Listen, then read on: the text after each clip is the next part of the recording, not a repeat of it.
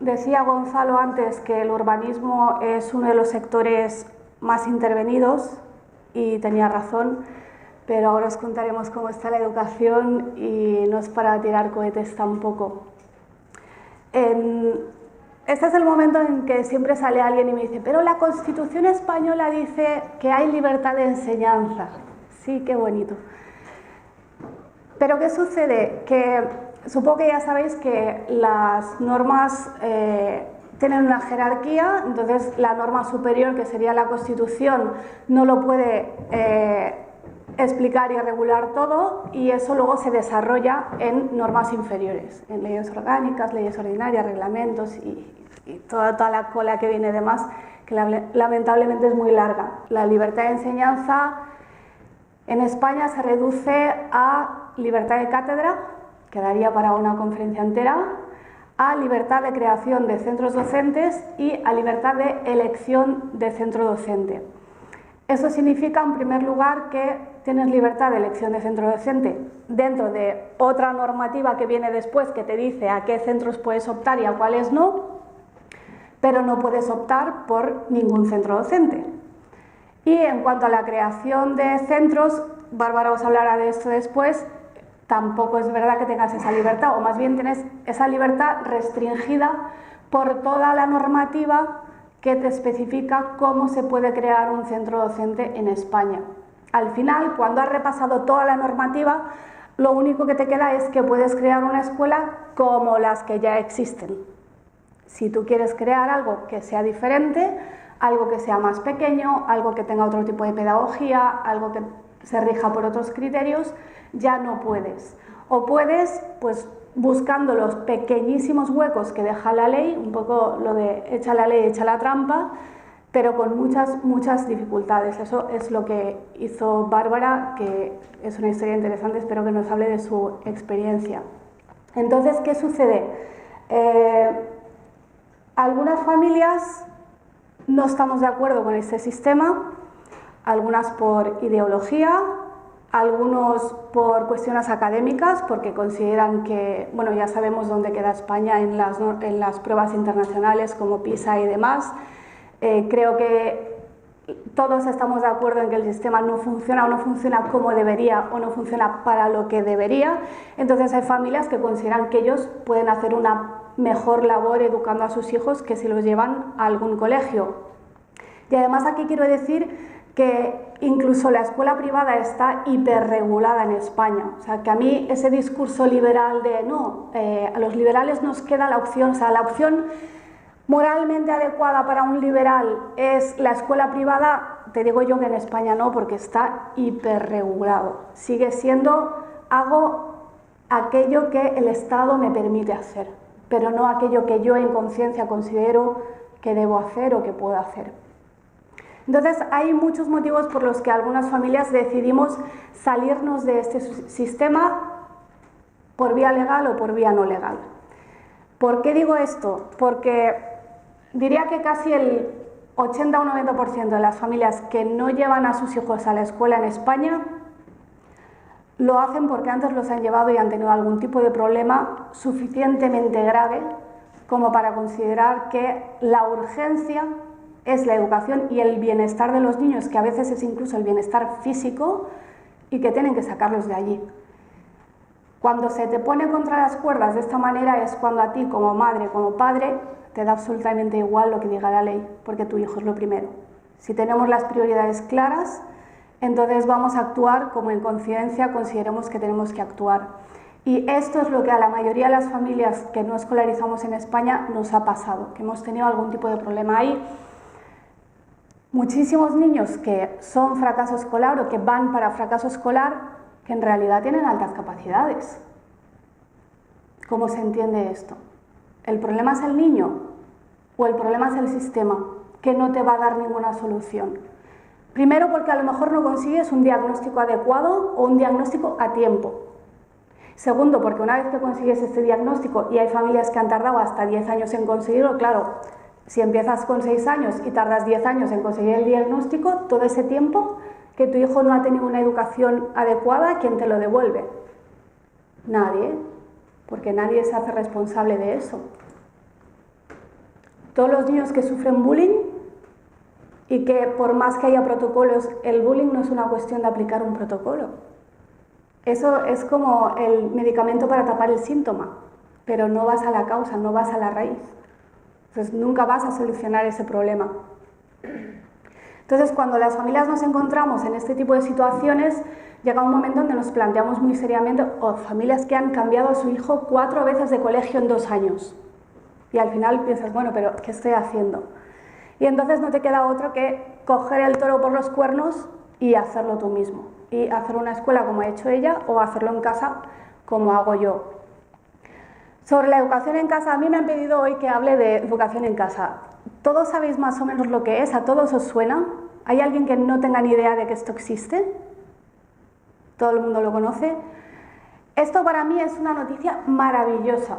Cuando yo saqué a mi hijo del colegio en 2008, éramos perros verdes, o sea, parecíamos apestados, la gente dejaba de invitarte a los cumpleaños, ya no contabas, te miraban como si tuvieras realmente algo contagioso, eras rarísimo, eras casi peligroso.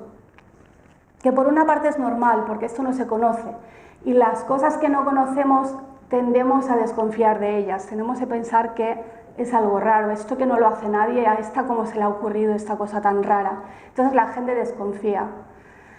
Ahora, desde 2008 hasta hoy, yo noto un cambio bastante grande en la sociedad, porque ahora cuando yo digo que mis hijos no van al colegio, primero no me miran raro, segundo no me preguntan esto qué es, sino que a todo el mundo le suena de algo, todo el mundo ha visto un reportaje, ha visto algo en la tele, ha visto un blog o un vídeo en internet, y aunque no sepan mucho de qué va o cómo es, ya les suena y hasta te miran con simpatía. Y te dicen, ostras, qué chulo, ¿y cómo se hace eso? Y ojalá yo pudiera. El ojalá yo pudiera es a donde yo quería llegar. Porque aquí sí estoy convencida de que querer es poder. Y sobre todo, cuando se trata de la vida de tus hijos, ahí te sale una fuerza que a lo mejor no sabías que tenías. Y mucha gente que antes de tener hijos, o que después de tener hijos, pero antes de tener algún tipo de dificultad con su educación, te decían, no, yo nunca haría eso, después la cosa cambia, después la perspectiva cambia, después ya estás dispuesto a lo que haga falta. Y en esas estamos, en lo que haga falta.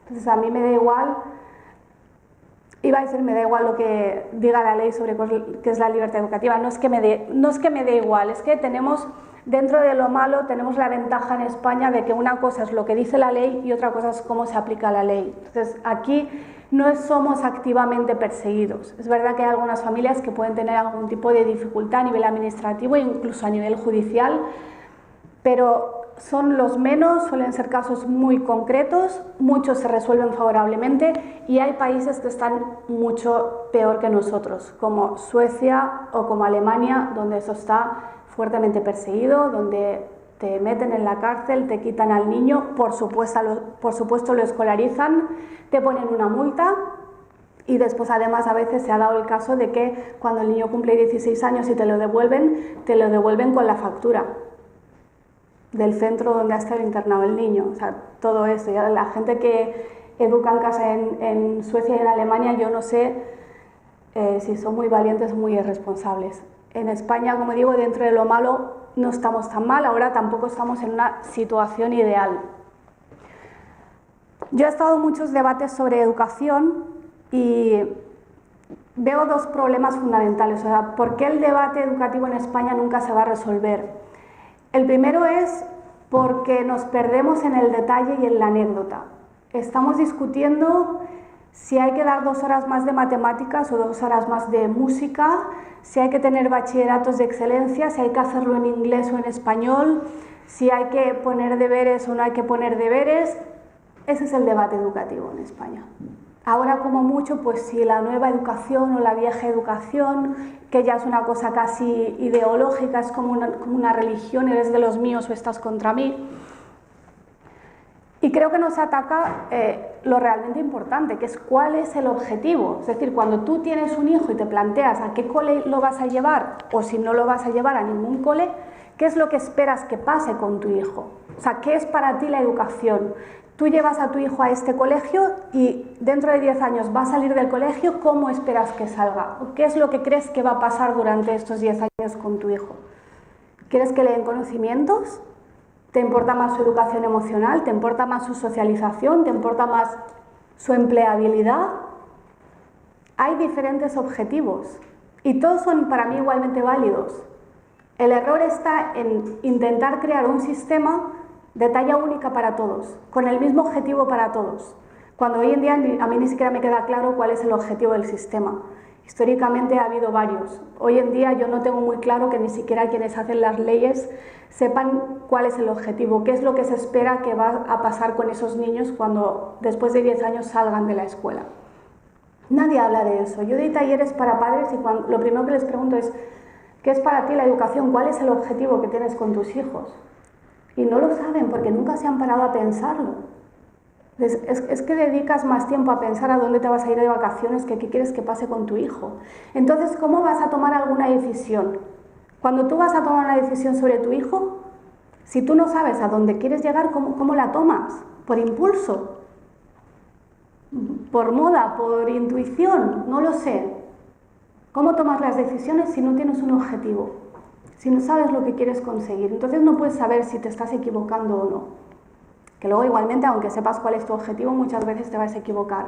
Pero al menos tienes esa brújula para saber a dónde te quieres dirigir. Ese es el primer error, que nadie habla de cuál es el objetivo, porque nadie se lo plantea.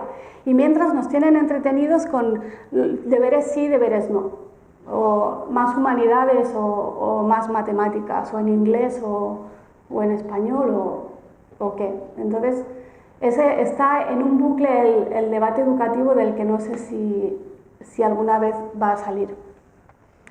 He visto algunas risas por aquí, no sé si queréis decir algo me podéis interrumpir, no tengo ningún problema. Bueno, eso es una cosa. Entonces, la gente que sacamos a los niños del colegio muchas veces lo hacemos, no digo que sea siempre una decisión meditada, en mi caso no fue una decisión meditada. Sé que no es lo ideal, pero en mi caso fue una decisión de urgencia, de algo está pasando en el colegio, no se está gestionando como considero que se tiene que gestionar, está en peligro la propia integridad física de mi hijo, entonces la urgencia es sacar al niño de aquí y después ya veremos qué hacemos. A pesar de eso, la mayoría de las familias que educan en casa tienen bastante claro qué es lo que quieren hacer con sus hijos, o al menos cómo lo quieren hacer, que ya es algo más de lo que te da el colegio.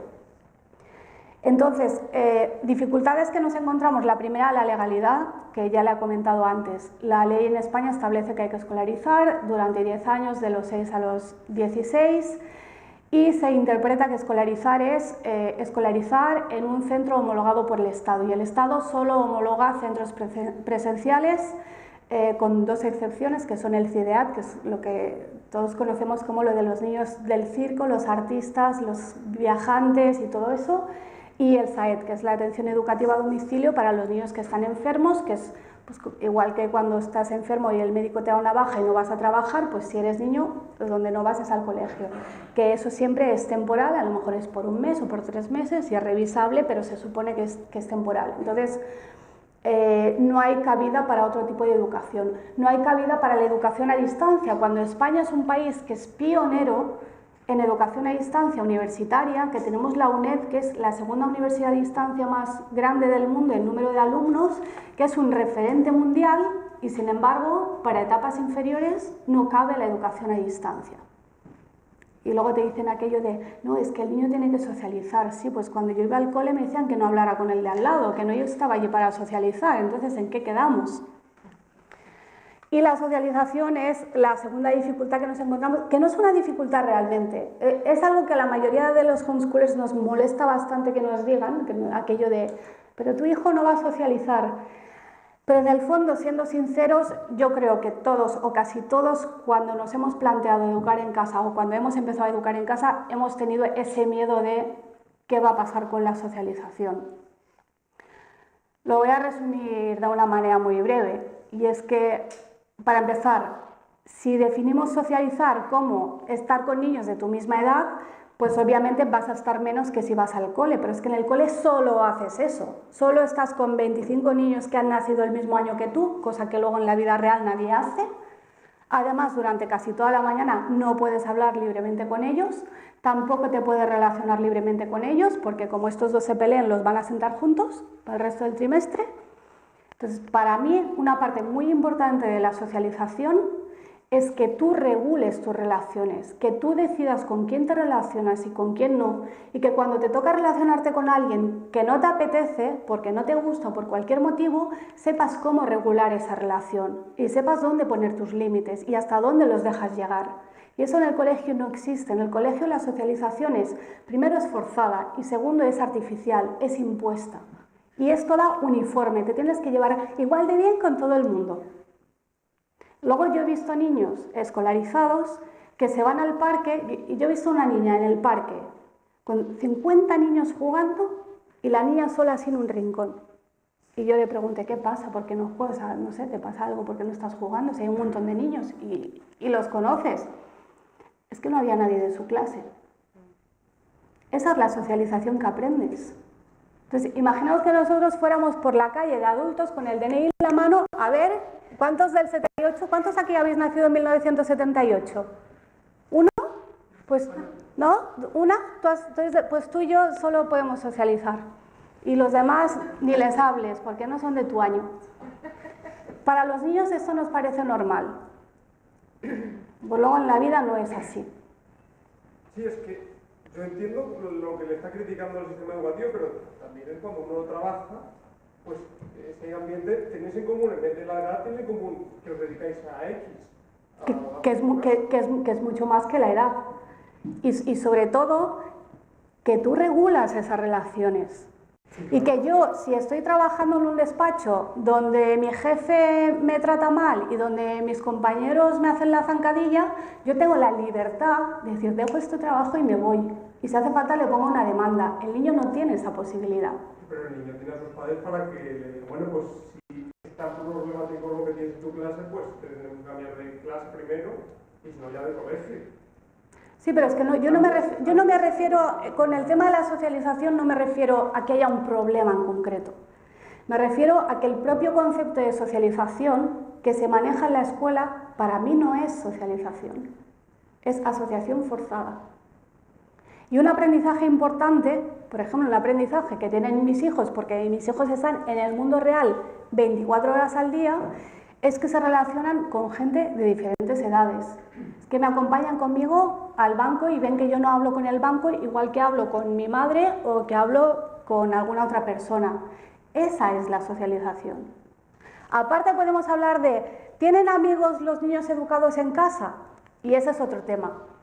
Porque si vives en un sitio donde no hay muchas familias que también eduquen en casa, tienes una dificultad. Y es que los niños a lo mejor hasta las 5 no salen del colegio. Entonces, sí, tú tienes una dificultad de socializar, pero no por el homeschooling, sino porque el resto están metidos en el cole haciendo deberes y en extraescolares. Y al final a los otros no les queda tiempo para socializar. Por eso al final muchas veces las familias homeschoolers se van juntando un poco. Yo vivía en Menorca, estaba sola. Y me mudé, entre otros motivos, por este.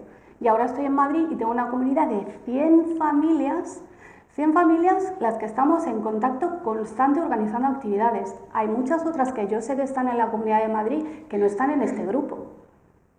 Claro, la experiencia no tiene nada que ver de que estés en un sitio o estés en otro. Como si estás en Estados Unidos y puedes hacer un grupo de familias un lunes por la mañana para visitar tal museo y tienes la visita guiada y el precio rebajado y todo lo que haga falta. En España no puedes hacer nada de esto. Porque entre semana nadie te recibe si no eres un colegio. Nosotros hemos intentado ir a sitios que tienen visitas guiadas para grupos de niños y solo te admiten si eres un colegio. Entonces aquí es donde todavía a nivel social hace falta trabajar mucho para que esto cambie, que yo creo que acabará cambiando porque cada vez somos más y cada vez somos más precisamente porque porque el sistema está como está y hay mucha gente que ya ha llegado a su límite de aguante y han dicho aquí me planto y me voy a mi casa. 2, porque cada vez hay más familias que hacen lo que se llama crianza respetuosa o crianza natural o crianza con apego, que son estos que empiezan ya pidiendo un parto respetado y los de la lactancia materna de demanda y que no castigan a los niños, mucho menos pegarles y que les dan voz y voto. Y claro, cuando el niño cumple 3 años o cuando cumple 6 años, te chirría muchísimo tenerlo que llevar a una institución que funciona de una manera radicalmente diferente a tus principios. Ahí tienes un conflicto y cada vez hay más familias de estas que tienen esta filosofía de la crianza que no les encaja con el sistema, iba a decir educativo, pero voy a decir escolar. Y entonces ese es el segundo grupo de familias que por eso está creciendo tanto la educación en casa en España. Como está creciendo, cada vez se nos ve más y se nos conoce más. Como cada vez se nos conoce más, cada vez se nos acepta más. Y cuando ya esto sea conocido y aceptado, podremos hablar de cambios en las leyes. Yo de momento no quiero un cambio en la ley, porque si me tiene que hacer una ley alguien que piensa que yo soy Amish, como me dijo una vez un diputado autonómico, pues prefiero que no la haga.